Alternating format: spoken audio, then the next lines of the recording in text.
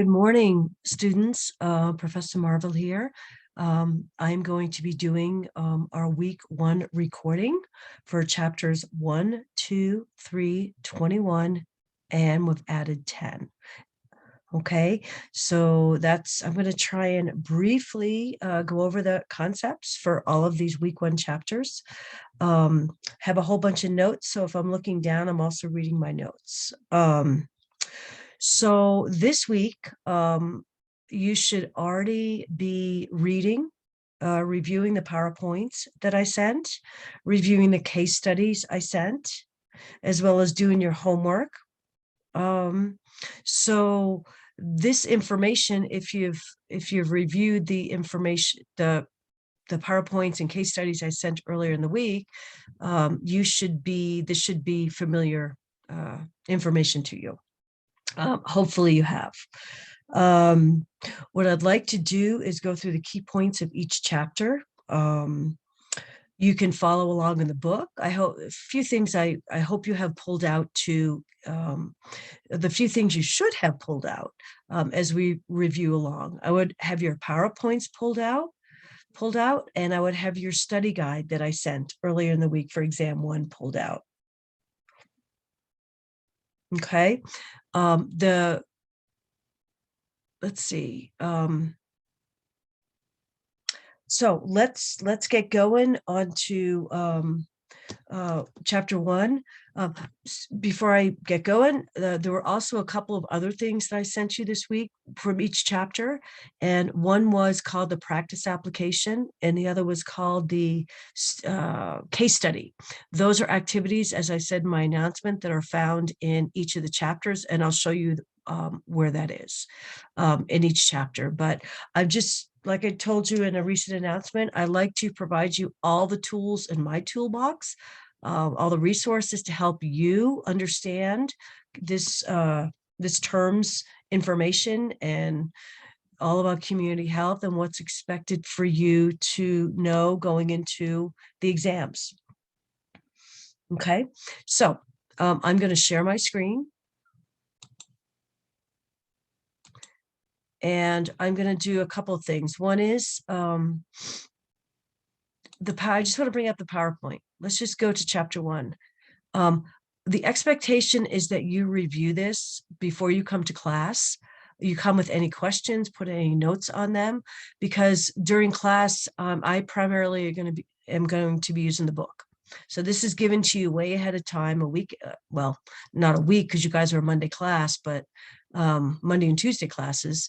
So it's given to you ahead of time for you to review so that you know what the upcoming week is going to be. You know what topics we're going to talk about, you know what's part of those topics. And again, this is what the PowerPoint is attempting to do.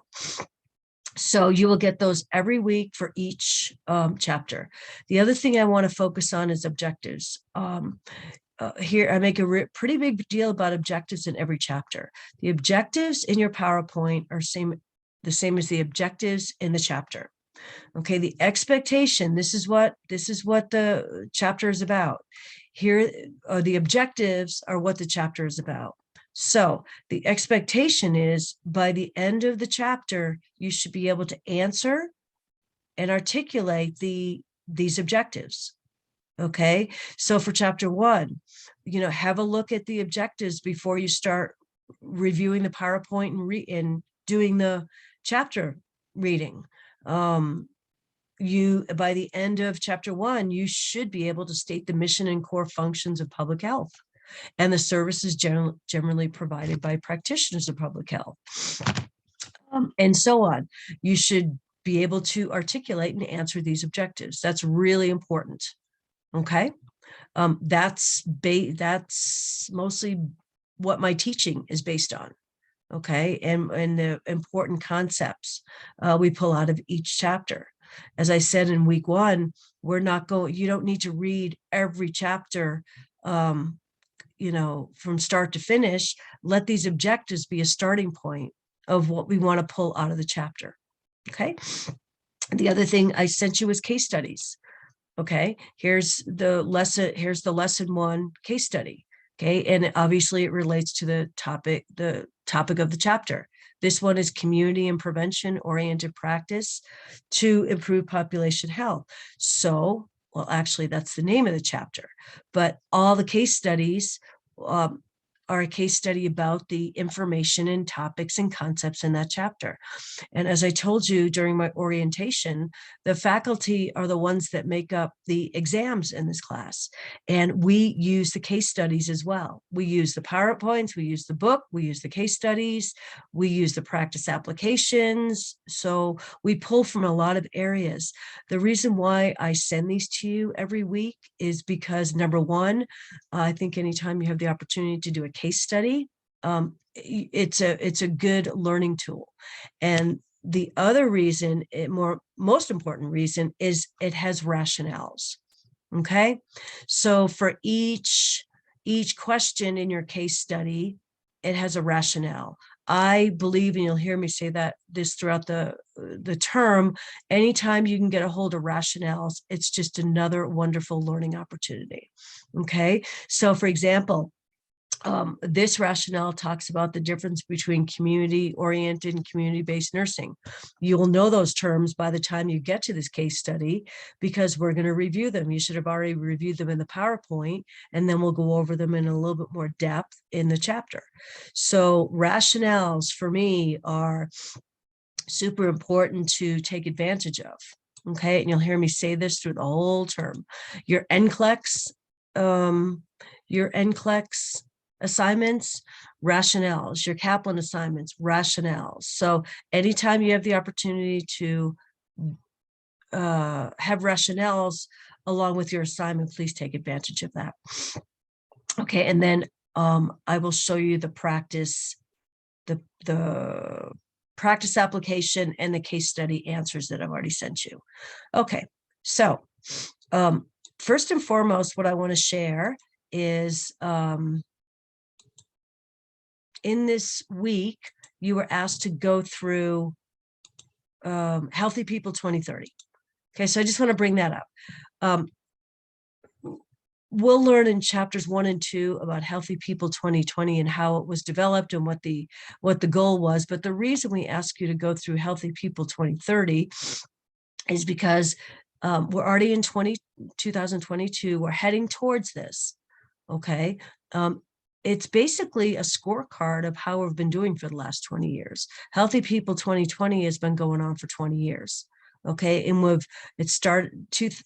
go through when it started, but we are now getting close to moving into Healthy People 2030. So if you haven't already looked at this, it's an excellent website. This is an excellent summary about social determinants of health. What basically determines our health, individuals, family health, community health. And here, take a look at that. Economic stability, education access and quality, healthcare access and quality, neighborhood and built environment, and social and community context. So have a look at that.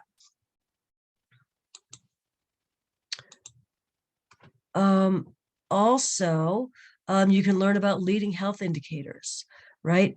The one section I want to take you to was objectives. You can browse the objectives. Look at here's what the objectives are for each of these very important health conditions and health topics.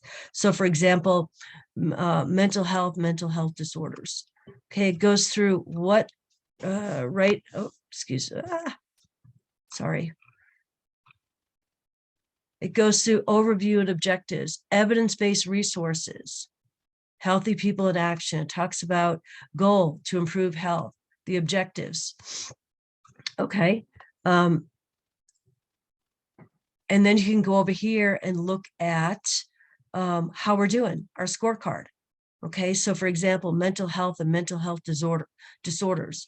With regards to increasing the proportion of people with substance use and mental health disorders who get treatment, we're still at our baseline only. Okay, here, developmental, we're still in the developmental stages. This is your scorecard of how we're doing.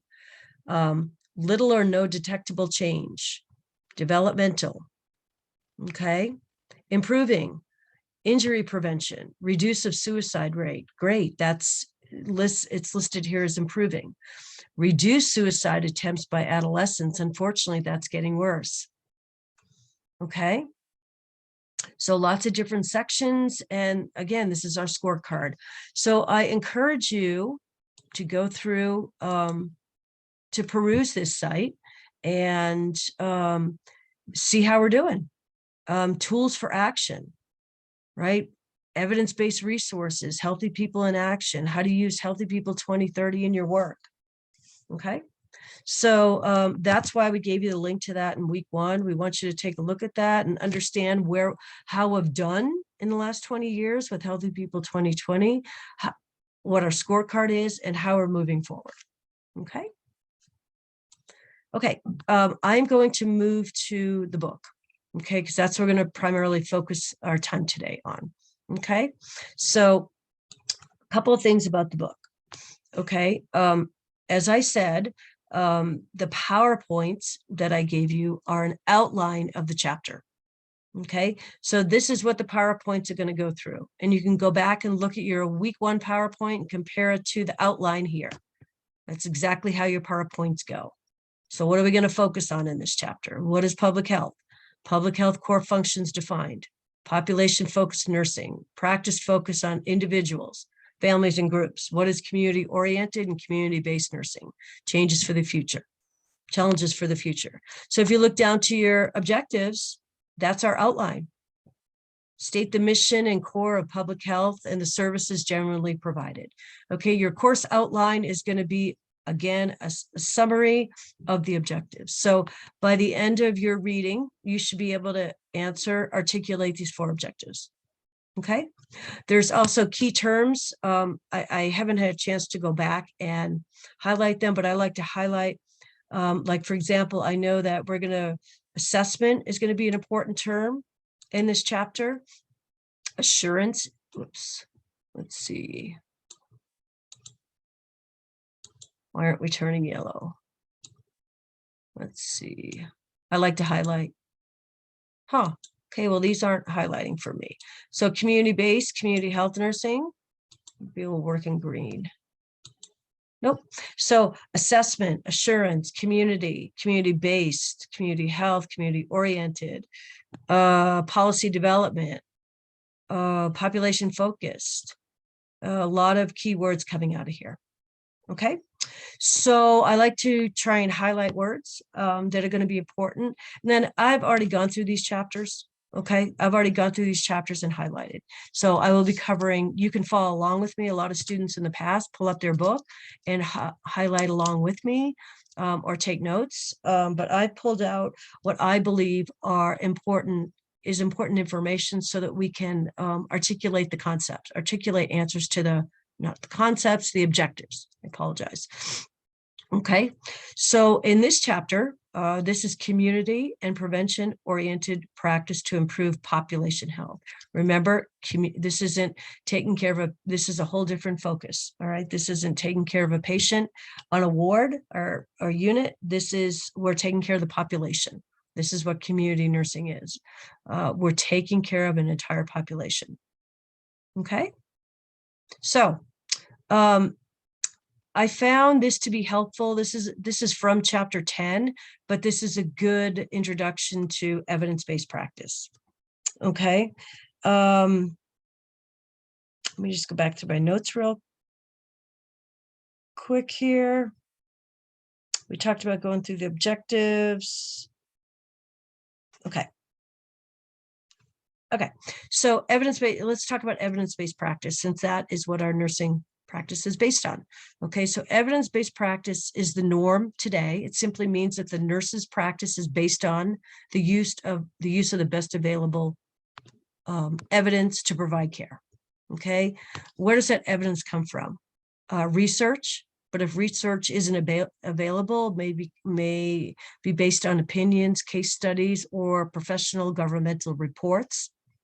Okay, it's always best if we have up-to-date research, okay, as we're implementing evidence-based practice, okay? And evidence-based practice is going to come up many, many times this term. Okay, evidence-based practice means we use the best evidence available to conduct our care. Okay, and then we have an introduction into community-based nursing. Okay, so what is community-based nursing? Right? So there's a difference, and you need to know this. Community-based nursing and community-oriented nursing. You are going to be asked about this on the test, first test, okay? So it gives a summary here, community-based and community-oriented, and then you should know table 1.1, okay, where it goes through this. Okay, it goes... examples of similarities and differences between community-oriented and community-based nursing. Here's the way I think about community-oriented and community-based nursing. I think about community-oriented nursing as we are trying to get ourselves oriented to the community. Okay? Community-oriented nursing has its primary focus, the healthcare of either the community or the populations in the community. Okay, so you're trying to orient yourself to what the risks are, what's the assessment of the community. Okay, where community-based nursing, you deal with primarily with illness-oriented care. Okay, so the way I remember that is community-based nursing is you're already based in the community. That's just my silly way of remembering things. But you're based in the community, you're taking care of ill people in the community.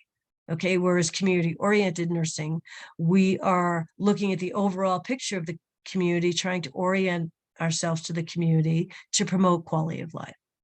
Okay, so one is proactive and the other one is reactive. Proactive obviously would be community-oriented nursing, and then reactive, if you will, would be community-based nursing. You're already taking care of the clients who are ill in your community. Table 1.1 is a nice summary of this. Okay, so familiarize yourself, not everything in table 1, but just have an idea of some examples of the differences between community-based and community-oriented nursing. Okay, what's public health? Public health is a scientific discipline that includes the study of epidemiology, statistics, and assessment, including attention to behavioral, cultural, and economic factors. Okay, in addition to program planning and policy development. We're going to get into all parts of this definition, but that's the overall definition. Okay, another important part of public health, it's called population health. Okay, and that's what public health does. Okay, we practice population health, right? Or the health of a population. Okay.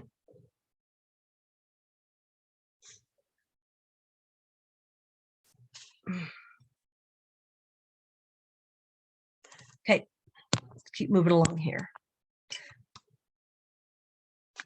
Okay, this is important. It's one of your objectives. Public health core functions defined. There are 3 core functions of public health. They are assessment, policy development, and assurance. Okay, assessment is what you know. I mean, again, let me go back and give my mantra on ADPI. We are using ADPI throughout this entire term. We just have to apply it differently. We have to apply it to community health versus inpatient, hospital, ADPI. Okay, so we are using ADPI throughout this whole term, just in a completely different, we're going to transform ADPI into the community. Okay, so the core functions, assessment, just like assessment, collecting data. Now we're collecting it on the population. Okay, we're monitoring the population's health status, making information available about the health of the community. So instead of looking at the individual patient, we're looking at the community. Policy development, right? We are going to be asked to participate in developing policies that support the health of the population, right? And assurance, what is assurance? Making sure that services are available to everybody. Okay, assuring services and resources are available to everybody.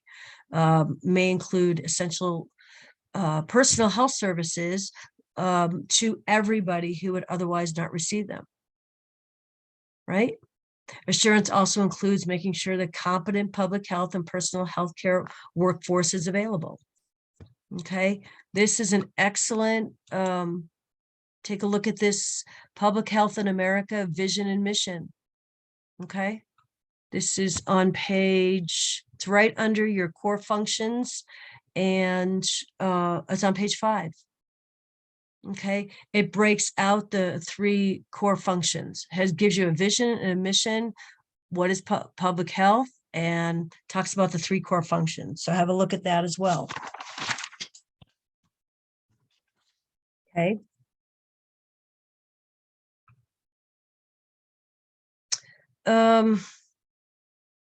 Next is, this is the introduction to primary, secondary, and tertiary. Okay, right below this is your pyramid. Okay, still on page 5. Tertiary, secondary, primary, clinical, preventative services, population, healthcare services. Okay, so it goes through all of these. Okay, so a working group within the U.S. Public Health Service developed a health services pyramid. In this pyramid, population focused, you're going to hear that all term. Community nursing is population focused. Okay, so in this pyramid, population focused public health programs were developed with the goals of disease prevention, right? That would be your primary, health protection, and health promotion. They provide a foundation for primary, secondary, and tertiary health services, right? Each service level is important to the health of the population. Okay, so they're your tiers. Okay, primary, secondary, tertiary. Okay, these services are needed to implement and to support the base of the pyramid. So population-based healthcare services and clinical preventative services go right into primary health, secondary health, and tertiary health. Let's read a little bit more about this. So these services are needed to be implemented to support the base of the pyramid, meaning primary, secondary, tertiary prevention interventions are needed to support clinical preventative services and population healthcare services, population-based healthcare services. Okay, together, all the services at all levels contribute to better health. Okay, so let's talk about, sorry, I keep jumping ahead with, I'm trying to use my mouse, but it's skipping ahead.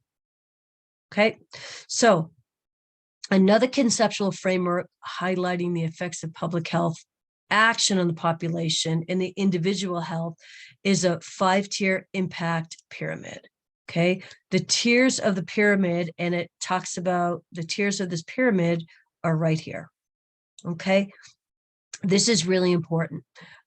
Socioeconomic determinants. Determinants is essentially what determines something. So what socioeconomic determinants, right, impact the health pyramid? Okay, so these represent a change in socioeconomic factors. 2 most important things we always talk about that impact this pyramid in a positive way are poverty reduction and improved education. Okay, these 2, remember those. They are often referred to as the social determinants of health, meaning the poverty reduction, improved education are going to determine the health of your community, right?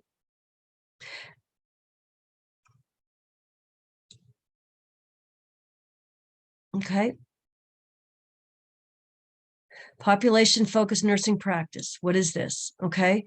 Population health nursing is a specialty with a distinct focus on the population, all right? Requires knowledge, a very special knowledge base. And as I told you in week 1, in my first lecture, you're going to find that community health brings in everything. It brings in your entire ADPI, brings in med surg, brings in peds, brings in maternity, brings in, you bring everything into community health. Okay, so population-focused nursing practice is essentially public health nursing. Okay. So you're going to be asked about that as well. So primary focus that is differentiated PHN is public health nursing from other specialties is the emphasis on the population rather than a single individual or family. Okay, so population focused nursing. Okay.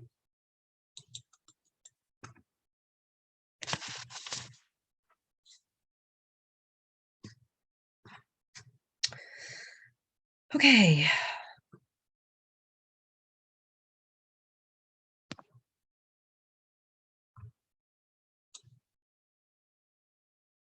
Primary goal of public health, the prevention of disease and disability. That's pretty important. Okay. And this is achieved by ensuring that conditions exist in which people can remain healthy. That's our role as a community public health nurse, making sure we can, our entire goal is to promote health and wellness in the community so that people can remain healthy. This how-to box, have a look at that. Okay, this is your, I don't know why my highlighter's not working. Anyway, have a look at this how-to box. It goes through each of the three areas of nursing. We're talking community nursing: population focused, community oriented, health and disease prevention focused, interventions at the community and population levels. So have a look at this box. Let's see. Public health nurses, like others in public health, engage in assessment, policy development, and assurance activities. We've already talked about that. Those are our three core functions of public health, right? These functions are achieved when nurses work in partnerships with others, including nations, states, communities, organizations, groups, and individuals. Okay, just want to make sure I'm covering my notes.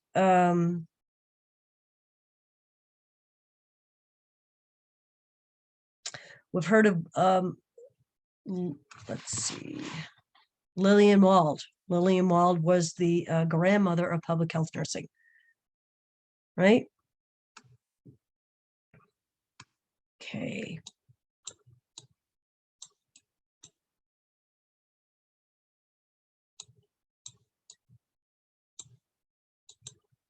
Okay, this is, if we're starting to look at how do you do an assessment of the community? What questions do you ask? Here's a nice box of how to questions to ask. What are the major health problems in it? I tell my students, let's pretend you're moving to a new community you know nothing about. It's in a new state, new community, and you're hired on as the community health nurse, okay, at the public health department, and you're asked to do an assessment of the community. What does that look like? You know nothing. So how do you start to learn about the community? Well, as you start trying to do your survey of the community, what questions are you going to be asking? What are the major health problems? What populations are at greatest risk in the community? Every community looks different, right? How are the risks distributed geographically? What services are available? What services need to be provided but are unavailable? Okay. I'm going to mention real quick towards the end of the term, you have an assignment that's called vulnerable populations. Okay. I introduced this in probably weeks 3 or 4, but if you want to take a look at it, go to week 9. Whenever the assignment is due, that's where all the information is. Your vulnerable populations assignment in week 9. Something like this will be really important. This is what your assignment is about. You'll be picking a vulnerable population in your own community where you live right now. So if you live in Denver, Colorado, you'll be picking a vulnerable population in Denver, Colorado. If you live in Los Angeles, you'll be doing a Los Angeles vulnerable population, wherever you're located. And you're basically doing a research paper. So how do you find out about this population? Let's say I'm doing the homeless population in Denver, Colorado. Okay. You start to think about these things. What services are available? What services are needed, but they're not available?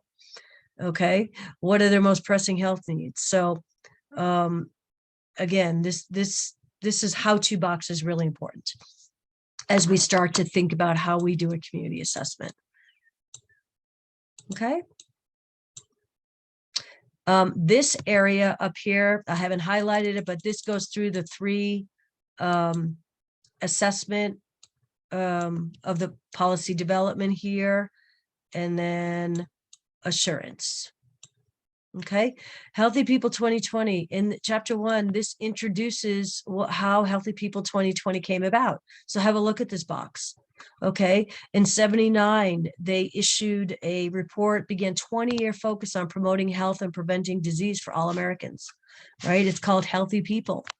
Okay, so have a look. This is the history of Healthy People 2020. Really, really interesting. Okay. Okay, their vision, a society in which all people live long, healthy lives. Okay, have a look. The overreaching goals for 2020 are as follows. Okay. Again, I'm trying to do my highlighter, but it's not working. I have no idea why, but anyway, these are the overarching goals of 2020. Okay. We know the population practice focuses on individuals, families, and groups. Okay, this is, and again, here's more information, summaries on the difference between community-oriented practice and population-focused practice. Okay, then it goes into some detail about community-oriented nursing. Okay, what I need you to just understand the difference. Okay, community-oriented nursing, remember, you're becoming oriented to the community. Okay, in many different ways. This is the, okay, so this is the first, I've highlighted this because this is the additional information I sent you, a case study. I have sent you the case study with the PowerPoints from those, that's from my lesson plan. So that's the case study that's presented with regards to the PowerPoints. This case study is a case, I call it the student case study. There is a case study in almost every single chapter. Okay, that again, if you can do case studies with rationales, I highly encourage it. But there's 2 learning activities in each chapter for you. One is a case study. And as you can see at the end, it says answers can be found on the Evolve website. I've already provided those answers for you in your announcements. Okay, so you have the answers to this case study. Okay, you don't need to go to the Evolve website. So I call this the student case study, kind of in chapter case study. The other ones I provided you that I showed you at the beginning are part of my lesson plan. They're my instructor case studies that I'm providing to you. So this is an additional student activity. So I'd encourage you to do these case studies in the chapters. Okay. And then the other activity, again, they're just going through in a more lengthy detail, community-based nursing. Okay. I'm going to skip this for a minute because I want to go to the other activity that I have, practice application. Okay, so this is in every chapter. So case study and practice application are in every single chapter. So I have provided you the answers to the practice application. Okay, it's asking you questions and I've provided you the answers because as you can see, answers can be found in Evolve website. So I've provided you those answers as well. Okay, so there's 2 learning activities in each chapter, case study, student case study, and practice application that you will get from me every week, in addition to the PowerPoints and the instructor-led case study. If we have time at the end of class, I always like to pull up those case studies. As you can see down here, I have them ready to go. Case study 1, 2, 3, 21, and 10. Okay, if we have a chance to get through them. If we don't, I hope you get through them. Okay, so I want to go back because there's a few more things we need to cover in this chapter, but I want to give you all the resources that I'm trying to provide you. Okay, this is important, quality and safety education for nurses. So we call them QSIN competencies. Okay, we need to know what these competencies are. You are expected to know this. Okay, so these are our quality and safety education for nurses competencies. Okay. And none of this should be unfamiliar to you. Client-centered care competency, teamwork and collaboration, evidence-based practice, quality improvement, safety, and informatics. So read through each of these. I've highlighted this entire box because you do need to know it. And you will get asked about it. But not so much you will get asked about it, but it's really important to know what these competencies are. Okay, because these are going to be practiced throughout your entire nursing career. Okay. Now, each chapter also has levels of prevention. So there's a few things. Let me back up. The information I'm going to be providing to you via announcements are 4 things: PowerPoints to the chapters, instructor case studies to the chapters, answers to the 2 activities in the book, each chapter, the case study from the chapter, as well as the practice application. And I'll also be providing you with Kahoots. But in each chapter, the levels of prevention are one of 3 things that we must review in every chapter. Okay. One is levels of prevention. The second is your Healthy People 2020 box. I'm sorry. And the third is your objectives. So that's going back a little bit, but those are the 3 things we have to review in every chapter. Okay. Because levels of prevention, there are probably half a dozen questions on each exam about levels of prevention. So we have to understand this. Okay, so your levels of prevention, this is the primary, secondary, and tertiary. They are going to be different in every chapter because they're related to whatever the topic is being covered. So for example, this chapter is about public health. Okay, so the levels of prevention are about public health. So here's an example of primary. What did we say primary was? Primary was prevention. Primary is prevention, including education, right? Secondary, what did we say secondary was? Screening, testing, okay? Or early intervention, early identification. Okay, that's all about secondary. And then tertiary, okay? The illness is already present. Okay, so in tertiary, we're working on managing that illness, stopping the progression of it. And we'll talk about this every single chapter. Okay, but you have to have a basic understanding of primary, secondary, and tertiary. I sent out a Kahoots this week. I sent out 3 Kahoots this week. Week 1 Kahoots.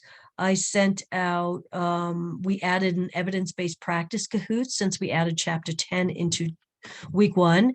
And then the third Kahoots I sent out was primary, secondary, and tertiary. I highly, highly recommend you do that Kahoots on your own at your own pace to get an understanding of primary, secondary, and tertiary. Okay. So public health nurse develops a health education program for population of school-age kids and teaches them about the effects of smoking. That's prevention. Okay. That's education, prevention. Okay, secondary, public health nurse provides screenings for migrant workers who may be exposed to pesticides. Screening, early identification, okay, early identification. Tertiary, public health nurse provides a diabetic clinic for a defined population in the community. Well, this is the defined population is a population that already has diabetes. So they already have the disease. And we're helping them manage it. And I'll reiterate what I said early on in week 1 is education comes with all 3. So I know we really focused on education and primary prevention, which is fine, right? Education to hopefully ensure prevention, but education is also going to be part of secondary. So if we early identify a group of migrant workers that may have been exposed to pesticides, we need to educate them on how to get better. Okay. Tertiary prevention is also going to include education. Public health nurse provides a diabetic clinic, and we're teaching them how to care for their diabetes. So like I said in the lecture, don't get tripped up on education. It's in all 3 of the levels, but it is primarily in the primary prevention level. Okay, but education will come with all three.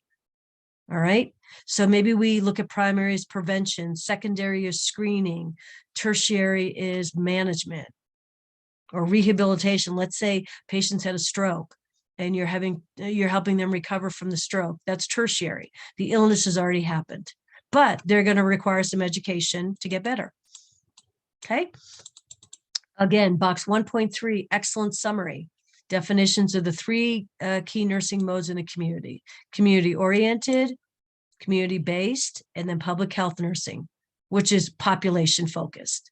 Okay, so this is community-oriented, population-focused, and community-based nursing. Okay. This is an excellent summary, applying content to practice. Okay, so have a look at this summary.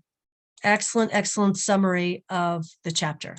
And then your practice application we've already gone through. You can do that if you would like. Okay, so that covers chapter 1. Okay. And again, write down your questions. Write down your questions for me. We'll go through them at the beginning of next week's lecture. Okay, let's go to, I'm just going to review my notes real quick here. Make sure I covered everything I wanted to.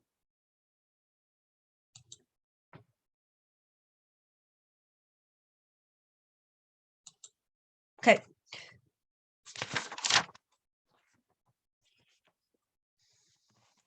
Okay, history of public health and community nursing. This is just a very interesting chapter to read about the history of public health. Really, there's not a whole lot we need to pull out of this chapter as far as testing, but if you're going to practice in public and community health, you should know about the history. But really, really interesting material. Again, here's your outline. This is going to be your chapter outline. This is how we did the PowerPoint. Okay, if you go through your chapter outline, PowerPoint and chapter 2, these are all the headings in your PowerPoint. Okay, so again, everything's connected. We developed the PowerPoints from the chapters. And then objectives, right? As you see, after reading this chapter, the student should be able to all these 6 things. Okay, so have a look at these. I'm not going to go through all of them. You can read them, but after reading the chapter, you should be able to. Okay, you should be able to do all 6 of these. Okay, again, key terms. Let's see. Mary Breckenridge. She was one of the trailblazers. Frontier Nursing Services, we'll need to know about that. And again, if you need to go back and review a particular topic, just click on this and we'll take you right to page 22 and you'll be able to read about Frontier Nursing Services. Florence Nightingale, we all know about Florence Nightingale, right? There was, and also very important, there were so many other people too that were trailblazers besides Florence Nightingale. Okay. Visiting nurses. This chapter tells you how Visiting Nurses Association came about. It talks about Lillian Wald. Let's see what I've highlighted here. Nurses have worked in communities to improve the health status of individuals, families, and populations, especially those who belong to vulnerable groups. We've been doing this since the beginning. Okay.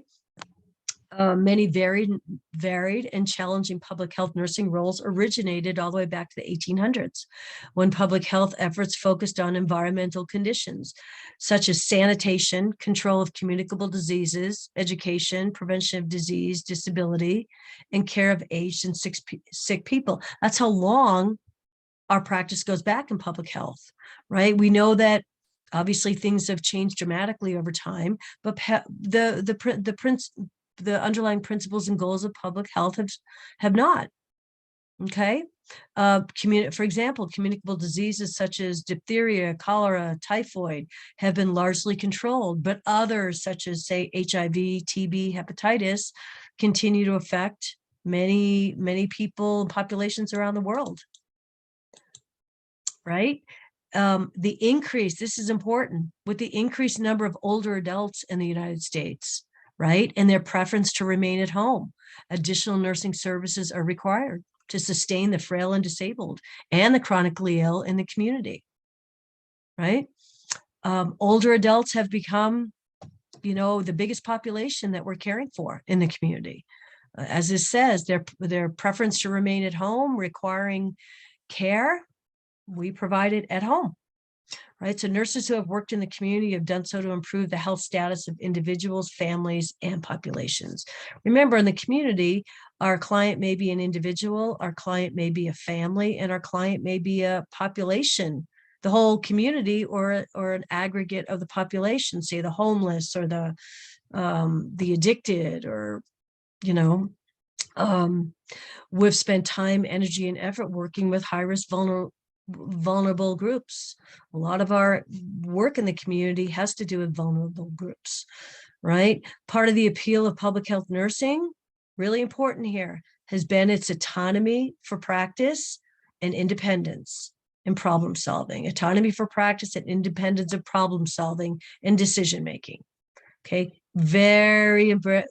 Okay, we need to know that.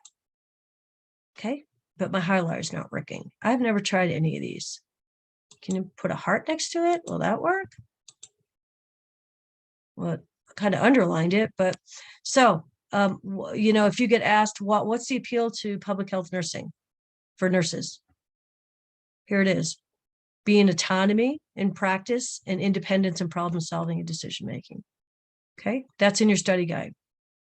Okay.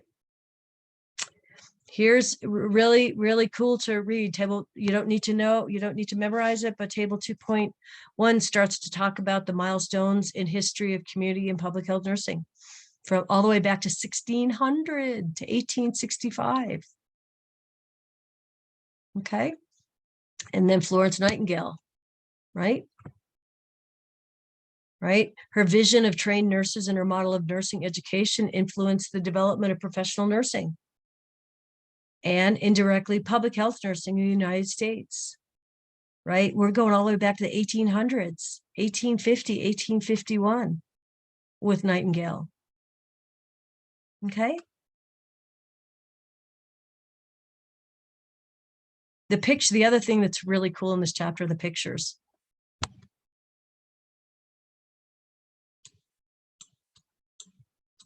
Love that picture.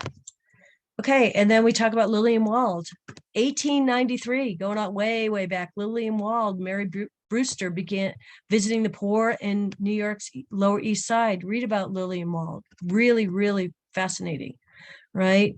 They established the nurses' settlement that became the Henry Street Settlement and later the Visiting Nurses Services of New York City, right?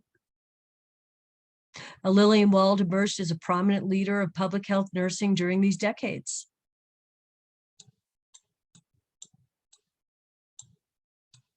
And there's her history right there.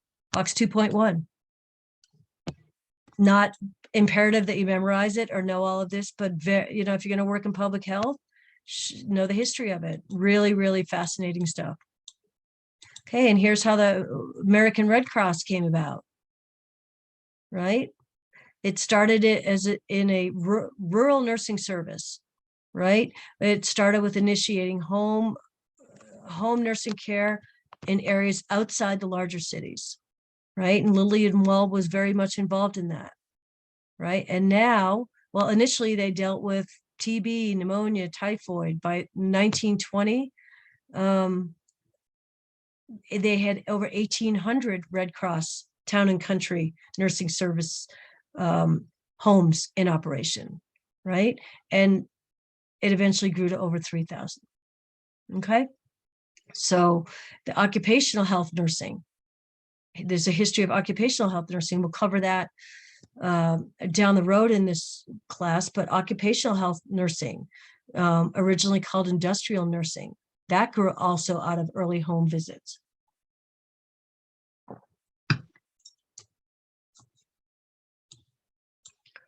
School nursing, same thing.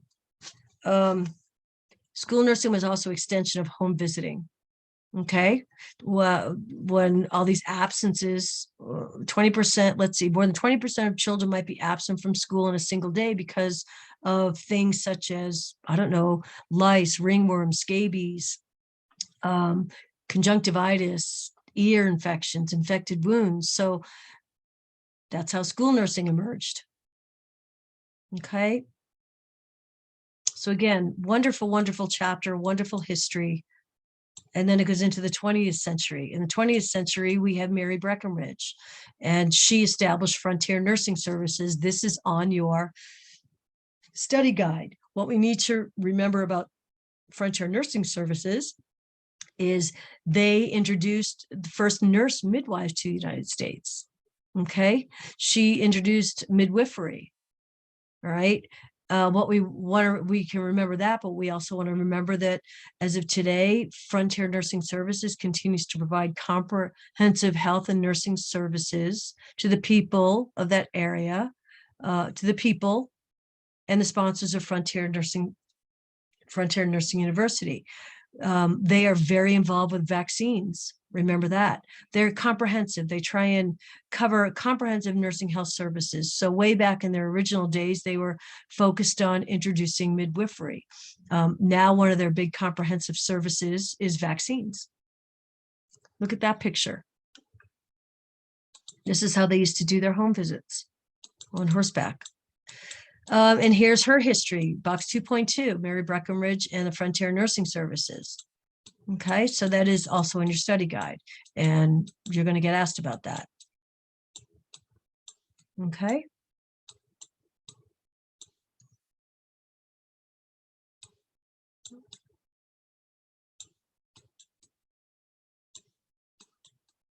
Okay, now we move milestones in the history of community health.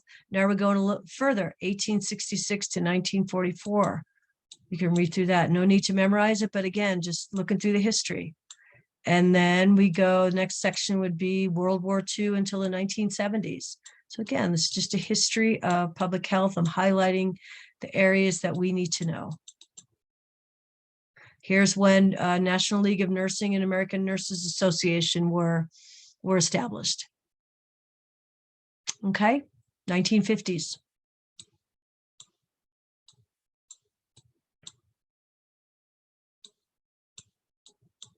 Public health from the 1970s to present. Okay, here's our introduction to Healthy People 2020, right? Have a look at this paragraph. What page am I on?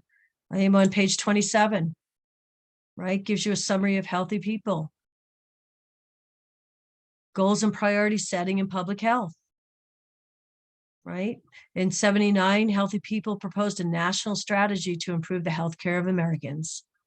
Okay, trying to prevent or delaying the onset of major chronic illnesses, injuries, and infectious diseases. Okay. Here's another table with history 46 to 13. Okay. Have a look at this box. This is the history and development of Healthy People 2020. Okay. So if you want a basic understanding of how Healthy People 2020 came about, this is what you need to read. Okay. And here, I know that chapter 1 outlined the 6 safety and education competencies, quality education safety competencies, but here is how QSIN became, how it originated. Okay. And it goes through each of them. Okay. So this is more information on QSIN, but it also gives a history of why it was developed and how it was developed. So I would suggest you have a look at this box too. This is also in your study guide, which means it's going to be covered on the exam. Okay. Today, nurses look to their history for inspiration, explanations, and predictions, right? Information and advocacy are used to promote a comprehensive approach to addressing the multiple needs of diverse populations, right? We seek to always try to learn from the past, right, to move forward. Okay, we seek to have successful strategies to meet the complex needs of today's vulnerable populations, and there are many. right? And this how-to box shows you if you were interviewing a client that was very vulnerable. This is a starting point. How would you start to conduct an oral history interview? Okay, with a vulnerable person. Okay, so have a look at that. Here's your practice application. I've already provided, it says answers will be found on an Evolve website. I've already provided you those answers. Chapter 2 does not have a student case study in the chapter. It's one of the few chapters that don't. So all I could provide you for chapter 2 are the answers to public application. Okay. So let's get to chapter, let me go through my notes. Chapter 3. Let's go to chapter 3. I've covered everything that I needed to. Changing U.S. health systems and public health care systems. Again, hopefully you've reviewed the PowerPoint, and this is familiar information to you. Again, your PowerPoint is made up of this chapter outline. Okay, so this is what this chapter entails. Healthcare forces, forces are stimulating the changes. It goes through all these in your PowerPoint and goes through this in much deeper detail. You have slides in your PowerPoint for demographics, social and economic trends, health workforce trends, technology trends. Okay, the chapters just go in more detail about this outline. Okay, what are the most important current within the current healthcare system in the United States? We focus on cost, which is insurances, access, and quality. That's what this whole chapter is about. How is the current healthcare system organized? These are all the systems we have: primary, public, federal, state, local. Okay, so this outline is well laid out for you in your PowerPoint and discusses it in more detail. And then the book discusses everything in detail. Again, after reading this chapter, students will be able to do the following: describe the events and trends that influence the status of healthcare, right? What are the key aspects of the private healthcare system? Define the public health and nurses' role, okay, and on. So, okay, so there's your key terms. I can't highlight, but you'll pick out those key terms. Go through the PowerPoint first and you'll be able to pick out the key terms. Okay, so let's see.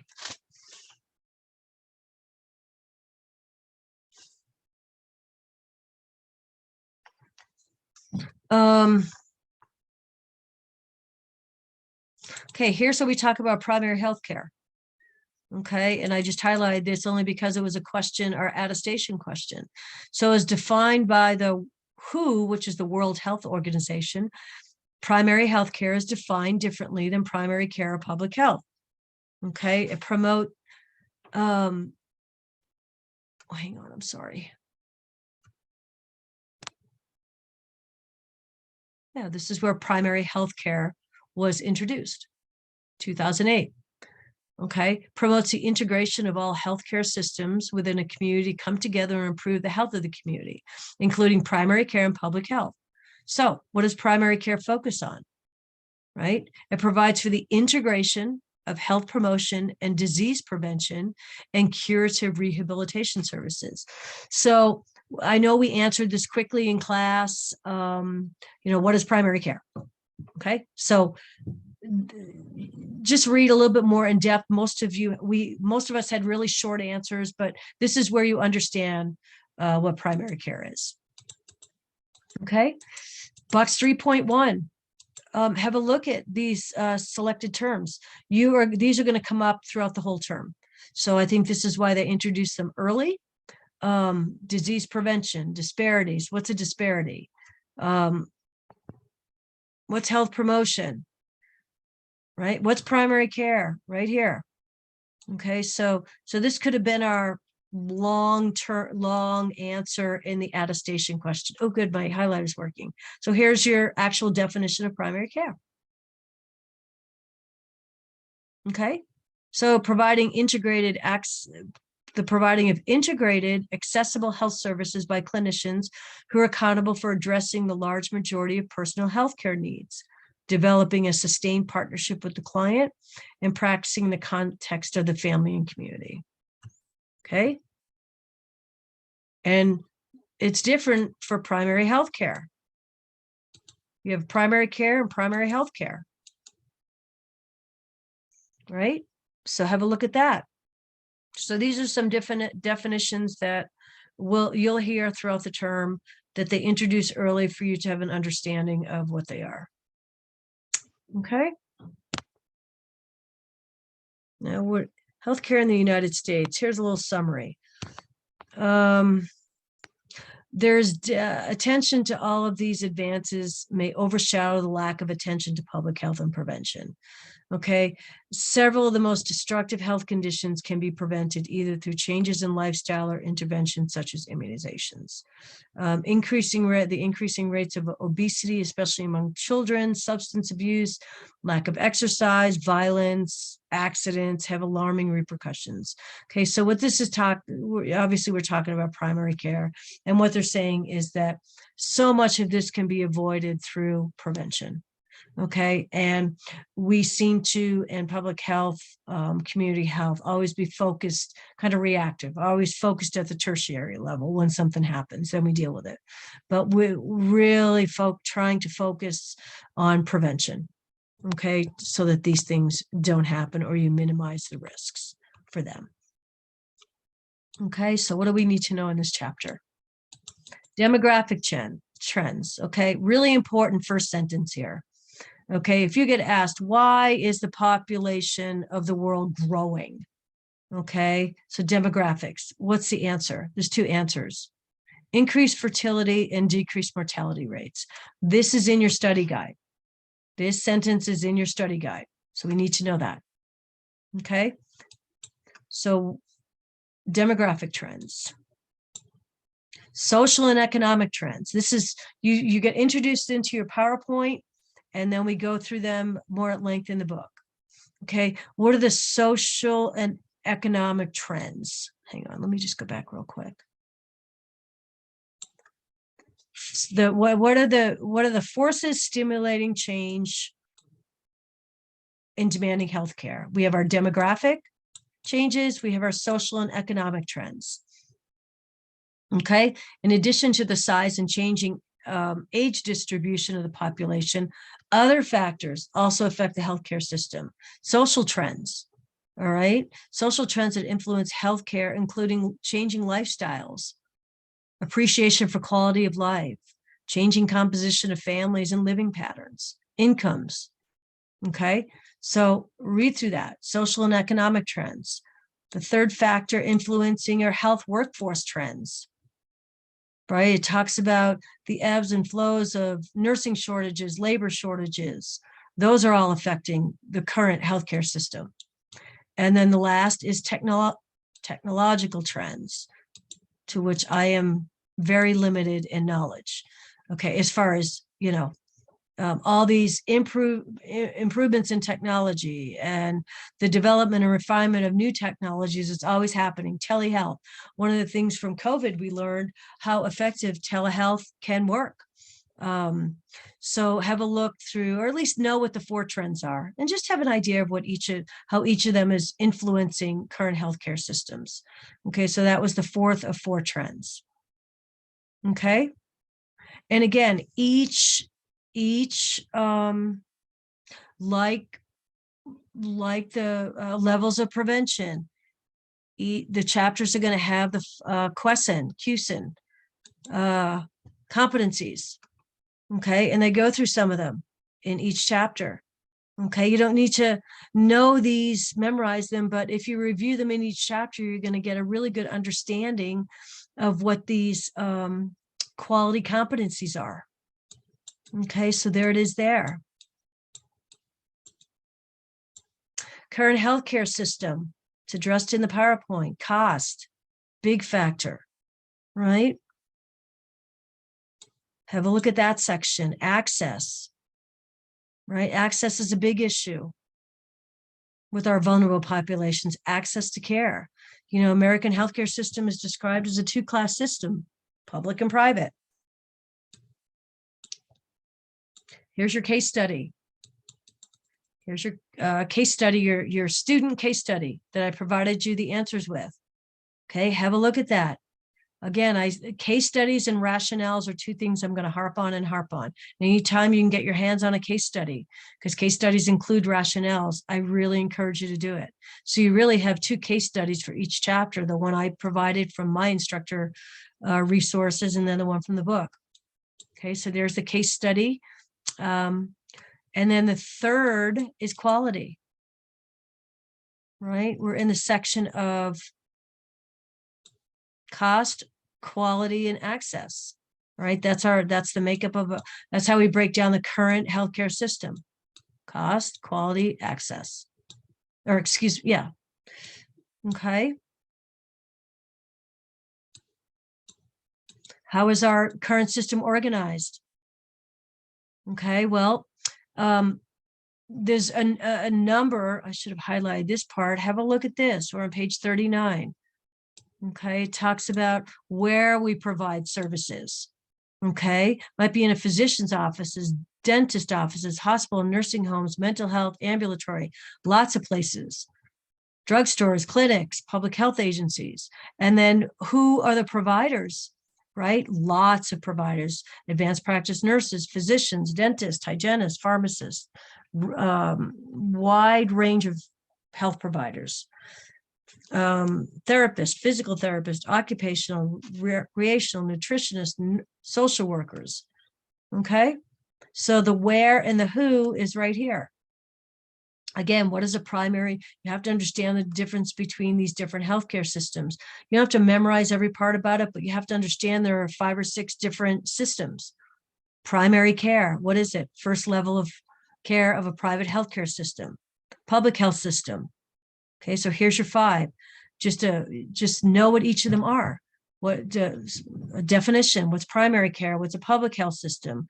What's a federal system? I want to mention federal because you need to be familiar with the U.S. Department of Health and Human Services. Okay, that's who we look to most heavily involved with the health and welfare of concerned U.S. citizens. This is who we look to. Okay, and then we have all this I'm going through is that system, the federal system. Then we have a state system, like our boards of nursing. Okay, and then we have a local system. Here's your levels of prevention. And of course, this chapter is related to our current public health system. So the levels of prevention are going to be related to that. Okay, so primary, secondary, tertiary. Read through those. Make sure you understand why it's primary, why it's secondary, why it's tertiary. Okay, we know that nurses serve in many capacities at state health departments. What potentially they do: consultants, direct service providers, researchers, teachers, supervisors. Right? They also do program development and planning. Okay, and then we go down to the local system. These are usually our local health departments. Okay. Forces influencing changes in the healthcare system. Okay, you can read through this. If I haven't highlighted it, it's not critical to know, but if you want more information, it's there. Okay.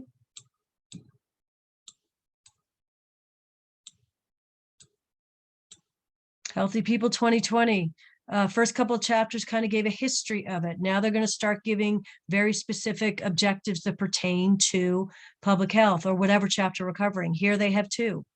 Okay, there are several Healthy People 2020 questions on all the exams. Okay, so when you're getting asked a Healthy People 2020 question, they want to know about objectives specifically to Healthy People 2020. All the answers on the exam may sound wonderful, may sound correct, but what they want is Healthy People 2020. So you may get 5 answers of what is an objective of Healthy People 2020 that pertains to strengthening public health.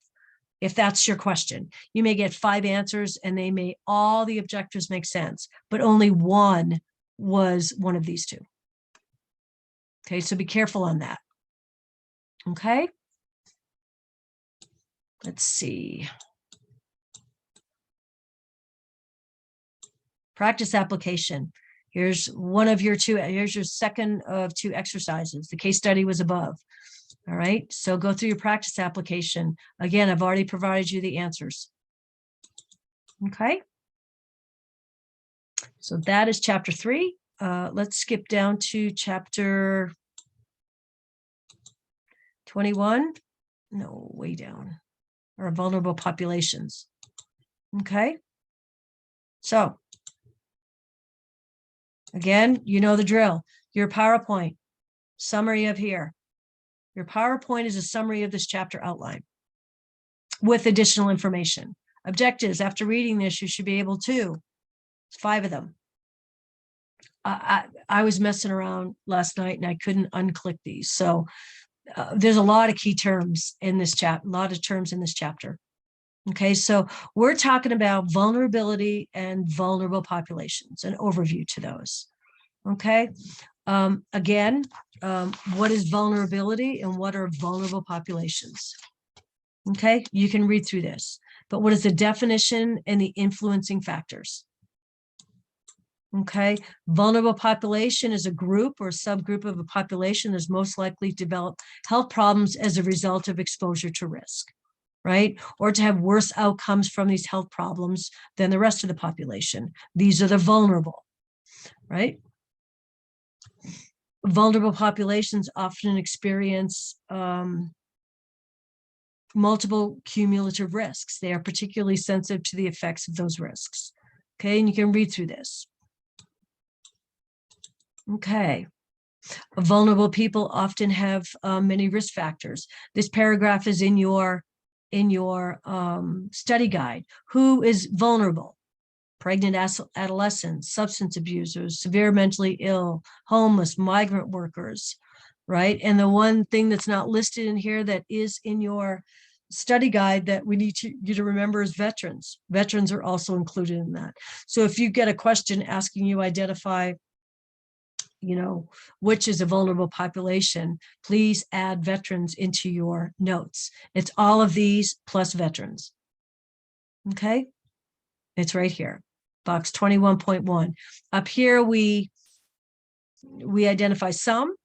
Box 21.1 identifies more. So homeless, veterans, pregnant adolescents. Okay, remember, it's not pregnant people. Okay, because there's a lot of pregnant people. Yes, they're vulnerable for being pregnant, but they don't necessarily have all the cumulative risk factors. When we consider vulnerable populations, pregnant adolescents. Okay, so you get a question, I don't know, select all apply. What applies? Who are the vulnerable? Any and all of those. Okay, right. Vulnerable populations are more likely to suffer from health disparities. What's a health disparity? It's important to know this. Okay, disparities refer to the wide variation in health services and health status among certain populations. Okay, so you need to understand what the health disparity is, and it's right there. Okay, here's our Healthy People 2020 box. So their objectives in this chapter are related to vulnerable populations. So they have 1, 2, 3, 4. Don't worry about all this. This is just the how to go find it in the Healthy People 2020 website and what section they're in. Okay, so don't worry about that. Don't worry about all the numbers and the letters. But if you want to go look in Healthy People 2020, these are the sections. I'd have to go and see what all these stand for. But so here are their objectives: increase the proportion of persons with health insurance, reduce the proportion of individuals who are unable to obtain or delay necessary medical care. Okay, so have a look at that.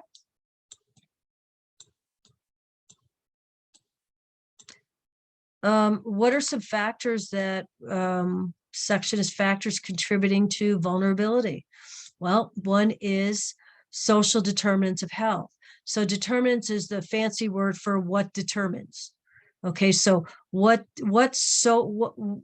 determines the impact of health regards to social issues? So social and economic factors contribute heavily to vulnerability. Okay, social determinants of health are factors such as economic status, education, environmental factors, nutrition, stress, prejudice that lead to resource constraints, poor health, and health risk. Okay, make sure you understand that. What kinds of things are affecting vulnerability? Well, this is talking about social and economic factors that might impact it. And it gives you a list right here: economic, education, environmental, and so on.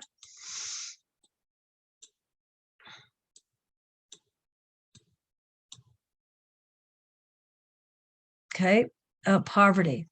Okay, you need to know this. This is critical right here. We're going to talk about this all term. Poverty is the primary cause of vulnerability. It's a growing problem in the United States. That's why I have it highlighted. Okay? Must know that poverty is, if you get asked, what contributes to poor health outcomes, and you have 5 answers. But what if the question says, what is the primary cause? Primary cause is poverty. Okay.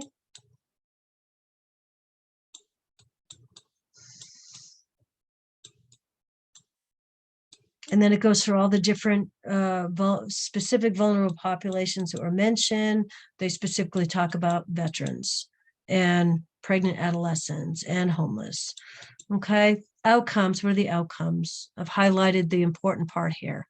Vulnerable populations, obviously, I'm adding the word obviously, have worse health outcomes than other, right? And in terms of morbidity, mortality. They have a high prevalence of chronic illness. They are much more susceptible to communicable diseases such as TB, hepatitis, STDs, upper respiratory infections, flu, right? They also have higher mortality rates than the general population. Okay, because of poor living conditions, diet, health status, crime, violence, domestic violence, right? We're going to get in future chapters specifically about talking specifically about certain vulnerable populations. Okay, so this is just an introduction to it. Okay, what are the nursing approaches to the community? Okay, this is in your study guide. We need to know the difference between advocacy and social justice, right? Advocacy, we are being advocates on behalf of others. Hang on, I wrote down a good definition of, I want you to read that, but 1 second. Right. So advocacy, respect for others. Social justice is the justice with respect to treatment. Okay. Exposure and access to care. All right. This is all fancy definitions, but we do need to understand the difference. It is in your study guide and it's outlined in your study guide. Okay.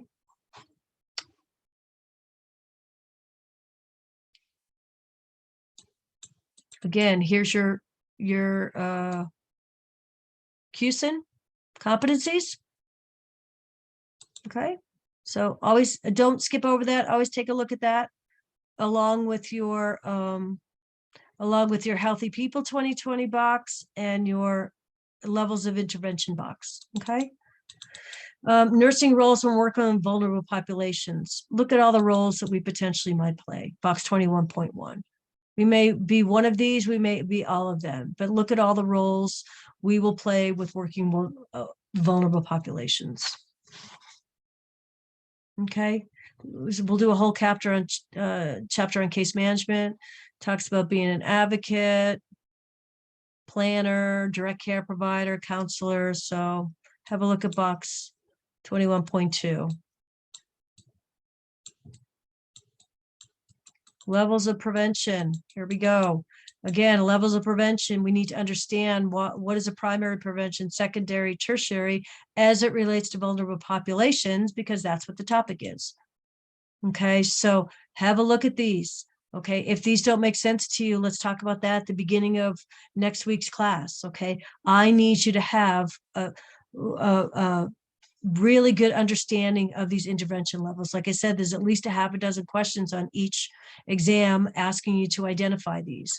Is this a primary, secondary, or tertiary, or what would be a primary, secondary, tertiary? Okay. Remember prevention, screening, early identification, management, rehabilitation, right? So we're going to talk about this at the beginning of next week anyway. Okay. How do you assess the members of a vulnerable population? Okay, this is actually really important. I need to have this highlighted. Okay, what do we have to do when we're interacting with them? Okay, I do want you to review this how-to box. How do we create a comfortable, non-threatening environment? How do we learn as much about the culture? How do we provide a culturally competent assessment? How do we be sensitive to the fact that they may not want to talk to us? They're embarrassed. They don't want to open up to us. How do we get that information from them? Okay, most important thing is we have to establish trust. Okay, so please have a look at this. How do you assess members of a vulnerable population group? Okay, please have a look at that box. Planning and implementing care. Again, this is extension of that box I just asked you to read. Creating a trusting environment, showing respect and compassion, and not making assumptions. Here's your case study that you already have the answers to. Okay, so have a look at the case study. It has the rationales. Okay, and this is, again, an extension of where we started up here. Okay, just more bullets. I just highlighted the first three. Okay, after don't make assumptions, coordinate services and providers. Okay, advocate for accessible healthcare services.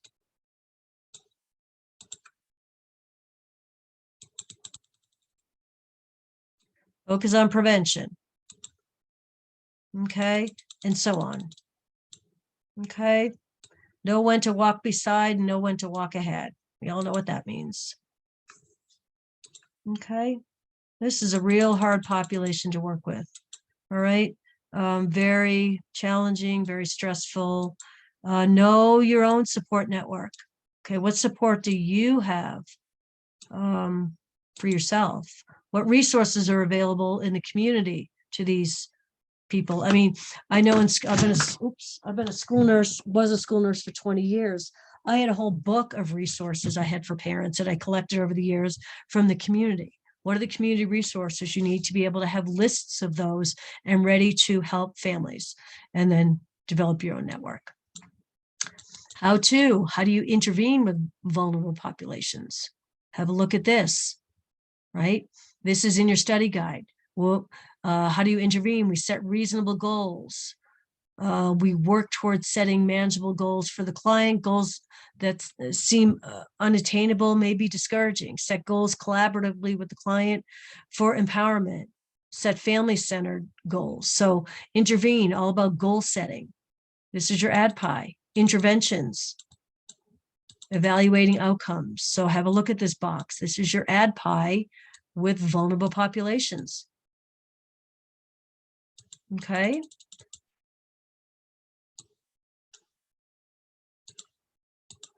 All right, so have a look at that how-to box. And then summary, nurses who work with vulnerable populations often need to coordinate services across multiple agencies for members of these groups. It's helpful to have a strong professional network of people who work in other agencies. We just talked about this. Networking, coordination, making referrals.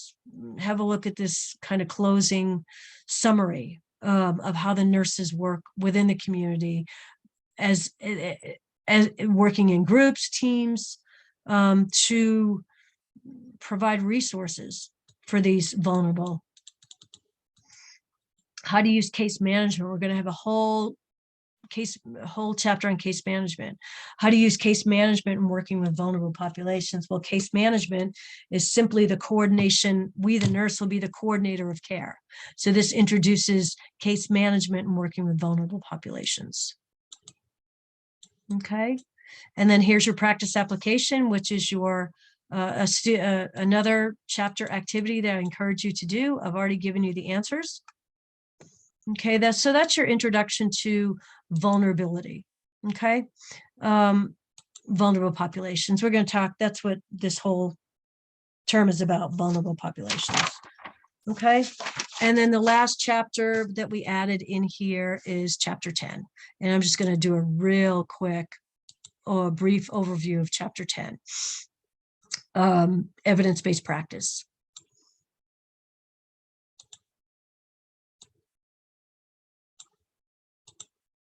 Okay. And I went through this yesterday and highlighted this. So evidence-based practice, again, you know the drill. What this blue box is. This blue box is your PowerPoint with additional information, your objectives, your key terms. Okay. Okay. Let's go through. Did I even? Oh, there we go. Okay. Types of evidence. Okay. This is what we need to know. Okay. No matter what kind of evidence are we looking at? First of all, what is evidence-based practice? We talked about that. There was a nice summary in chapter 1.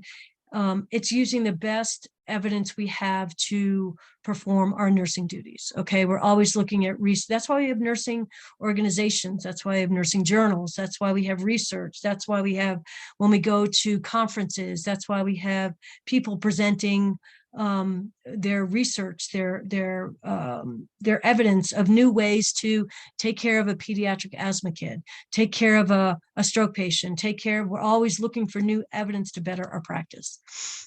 Okay, here's some types of evidence that we will use, and it says the double-blind, random-controlled RCT generally ranks as the highest level of evidence. Okay, so then it goes through all types of evidence. We'll get into this more. I just want to introduce the evidence. We're always whatever part of nursing you work in, you're always going to be relying on evidence-based practice. Okay.